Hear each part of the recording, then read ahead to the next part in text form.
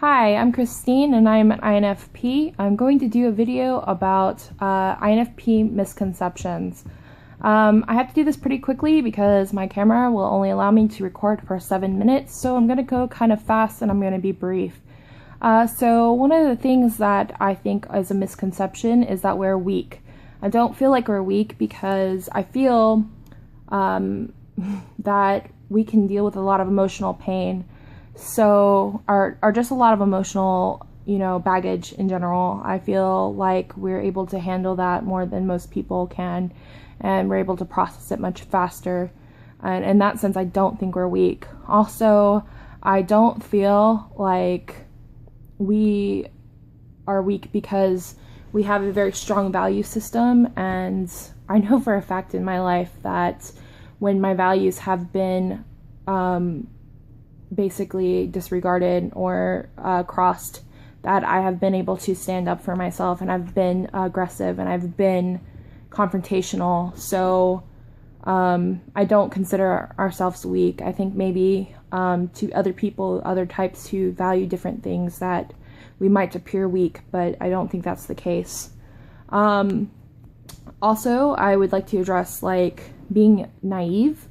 I think that being 26 years old and coming from a childhood where I was optimistic, where I was idealistic, and where I was non-judgmental, that I have put myself in many awkward and crazy situations, and that has caused me to have a more pragmatic view of the world. I do feel like some INFPs can be level-headed and can be reasonable. I don't feel that we're all just naive people that can't function in the real world because of our idealism and our optimism. I think that some of us have been through some very real things, and that leads us to be more level-headed individuals.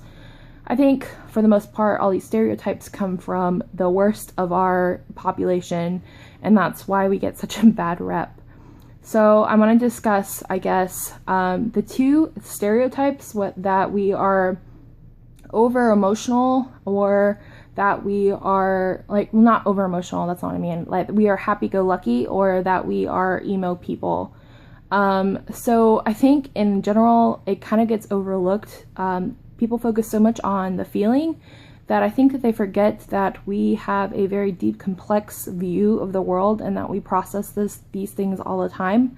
And so I think that some people think that we're either they either get that portion and they think that we're just emo kids, or they don't see that part and they think that we're just these cutesy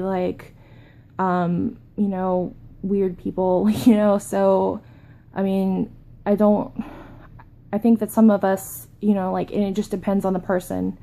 But I feel like most of the INFPs that I know are just pretty reasonable people. I feel like level-headed, normal people. I don't know. I think things get expanded on the internet, or people just take the worst of us and decide that's what our people are like. Anyway, moving on because I'm at 3 minutes. Illogical rather.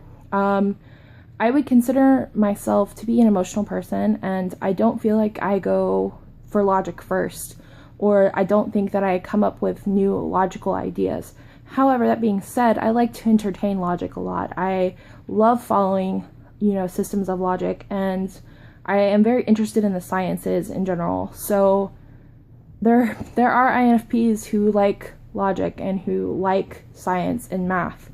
I've met some of them. Me included. So, and then I guess being easily taken advantage of. I don't feel that INFPs are always easily taken advantage of. I feel like myself included, I guess just me, I guess. I don't know where I'm going with that. I'm a type 4 wing 5. I'm an individualist, and I feel like I would rather be alone than deal with people who would take advantage of me. I spend a lot of energy and time into discerning the motives of others, and looking at their lives and seeing if their life choices line up to my values. And if they don't, then those people do not get space in my inner circle. So I don't feel like I am easily taken advantage of because, in a sense, I'm very judgmental of people. You know, in the past, I wasn't necessarily, and I did let people into my life that, use me, and I've just kind of learned, and this is kind of my motto, be helpful but not be involved in people who are like that. So, you know, the remaining people in my inner circle are good people who don't take advantage of people and who are kind-hearted and altruistic. And so those are the type of people that I allow in my inner circle. I don't allow people who do things that are out of line with my values, or people who are users and abusers. So that being said, I think I've covered everything. I kind of had to go through things really fast and kind of had to abbreviate a lot of the things that I wanted to say, but I only have 7 minutes and we're at 6:06 right now. So if you have any questions, feel free to leave a comment and I'll get back to you, and maybe expand on some of the things that I wanted to talk about, but don't have the time to. Anyway, have a great day. Bye.